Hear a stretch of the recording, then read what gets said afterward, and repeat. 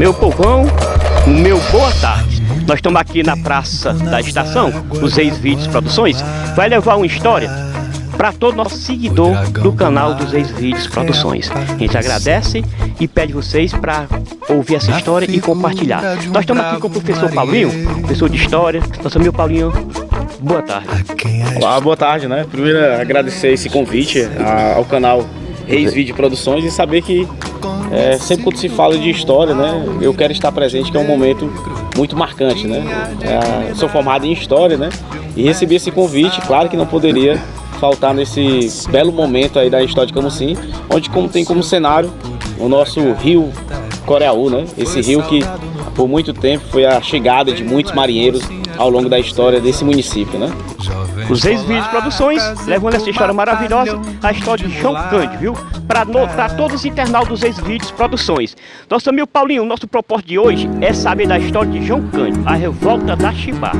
O que você tem a dizer para nós, nosso amigo Paulinho? Pronto, sobre a questão desse grande momento marcante, ninguém pode iniciar tudo isso sem falar um pouco do contexto histórico, né? Sabemos que ao longo de toda a história do Brasil não se tinha ainda uma marinha. A marinha só vai ser formada a partir do século XVIII, né? Quando chega durante a vida da família real portuguesa ao Brasil, aí no caso de Dom João, foi que vai ter os primeiros núcleos já formados de marinha no Brasil. Mas só vai se efetivar a nossa grande marinha a partir da Guerra do Paraguai. A partir da Guerra do Paraguai, nossa marinha sofre uma reestruturação por conta dessa guerra que durou aí mais de 5 anos e que fez muitas vítimas na nossa história desses bravos heróis que são os marinheiros do Brasil. E claro, né, quando a gente vai no final do século, o que vai acontecer? O fim da escravidão. Nós fomos o penúltimo país do mundo a abolir totalmente a escravidão no nosso país. Porém, a escravidão ainda permaneceu de uma certa forma dentro da marinha. Conhecido como Almirante Negro, tinha a dignidade de um... Os açoites estão proibidos, as correntes estão proibidas, mas dentro da marinha, meu amigo, ainda existe uma punição muito severa. Saiu um decreto de 1890, esse decreto dizia que um oficial poderia açoitar um marinheiro em caso de 2 punições. Infrações leves, né? Se o oficial entendesse que ali seria uma infração leve, poderia deixar preso, enclausurado, só comendo água e pão. E uma infração grave, aí era punida até com 25 chibatadas. E era levado para a proa do navio e lá para alguns marinheiros assistirem esse castigo que era praticado a quem cometesse esse tipo de infração, né? João Cândido, né, como sabemos, na história, isso é ensinado nas escolas, a história de João Cândido, meio que resumido, mas é ensinado. João Cândido vai se destacar porque ele foi um grande líder dentro da revolta dos marinheiros. Não era conhecida ainda como a revolta da Chibata. A revolta da Chibata só veio criar essa característica a partir da década de 50 com um livro de um jornalista. O João Cândido, ele começou a ver dentro da marinha, ele entrou muito novo, entrou com 14 anos de idade. Naquela época, entrar na marinha era mais por indicações, né? Às vezes entrar como marinheiro também era uma forma de punição contra aqueles jovens rebeldes. E ele vai se destacar porque ele vai ver um cabo na época, ele vai ver uma denúncia de um cabo frente a um soldado. O soldado vai entrar dentro da embarcação com 2 litros de cachaça, né? E um cabo viu essa situação e decidiu denunciá-lo ao oficial dentro da embarcação.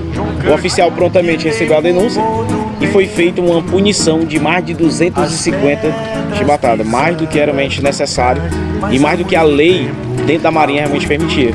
E aí, vendo toda aquela cena, né? Toda aquela cena de brutalidade dentro da marinha, embora sendo legal, mas os marinheiros viram aquilo com os más olhos.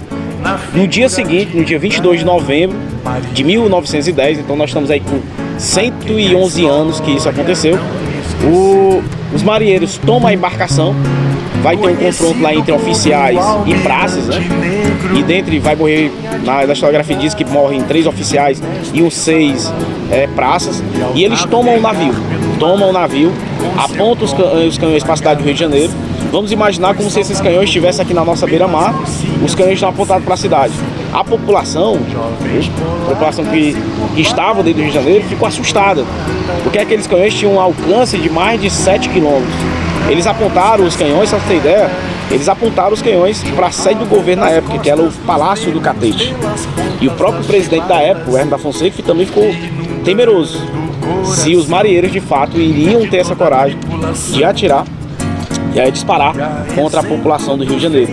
E então desse momento conturbado que viveu a cidade do Rio de Janeiro, tendo à frente o João Cândido, que logo ficou conhecido logo como Almirante Negro, né?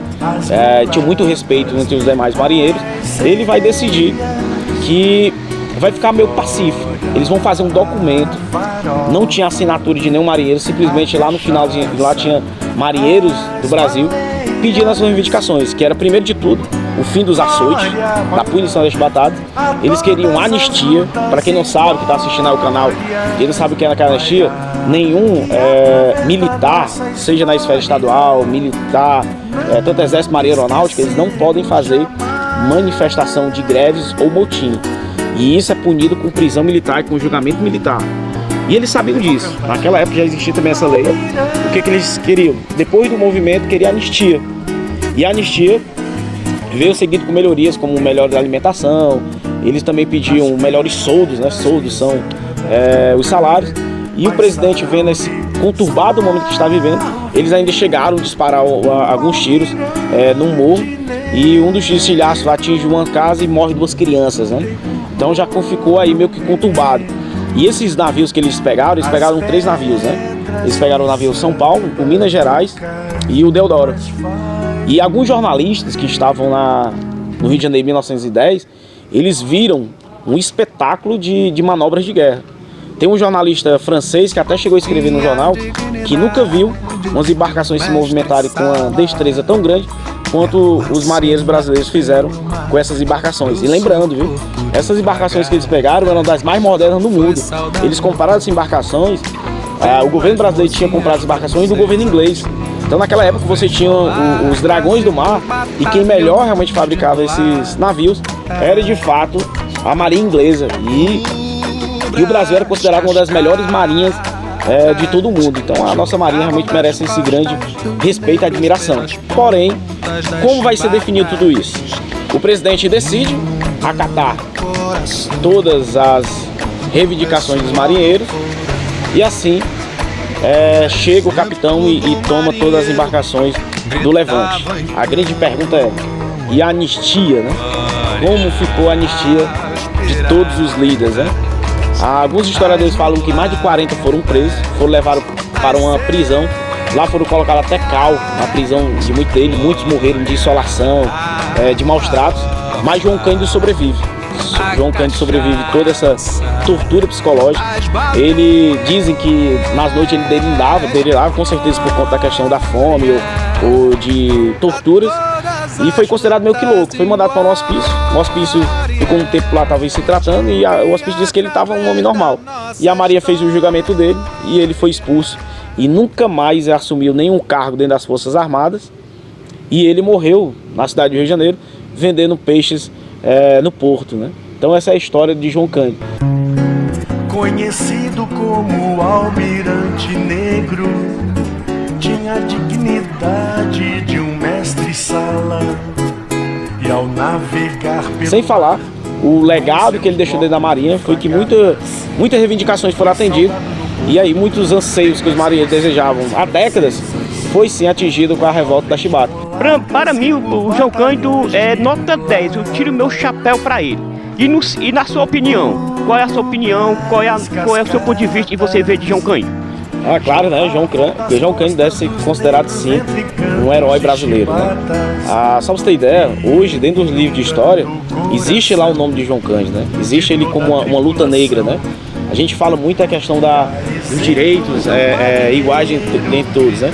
Mas você lutar pelos direitos iguais na décadas, há 100 anos atrás, era muito complicado, principalmente dentro da área militar. E João Cândido se destaca, a gente disse, não é à toa que hoje um dos maiores navios dentro da Petrobras foi batizada em nome de João Cândido. Então tem um petroleiro em homenagem a esse grande brasileiro. E a figura de João Cândido, ele morreu em 1969. No sepultamento dele quase não tinha pessoas, foi mais os amigos mais próximos. Mas dizer que a história dele ficou um grande legado como o Almirante Negro, né? O homem que realmente fez mudar muitos rumos da história. Os Ex-Vídeos Produções levando mais uma entrevista, mais uma história para todos os internautas do canal dos Ex-Vídeos Produções. Pronto, eu agradeço, né? Agradeço esse convite ao canal. E dizer que você aí que não está ainda no canal, se inscreva, né? Porque garanto que ainda vai ter muitos vídeos falando tanto da história de Camusim quanto da história nacional, entrevistas com pessoas que marcam a história, que vivem e fazem dessa cidade uma cidade cada vez melhor. Vou agradecer a Deus. Que a nossa pele seja atravessada pela bala do inimigo, mas não pela chibata dos nossos irmãos. João Cândido, o Almirante Negro. Foi saudado no porto pelas mocinhas francesas, jovens.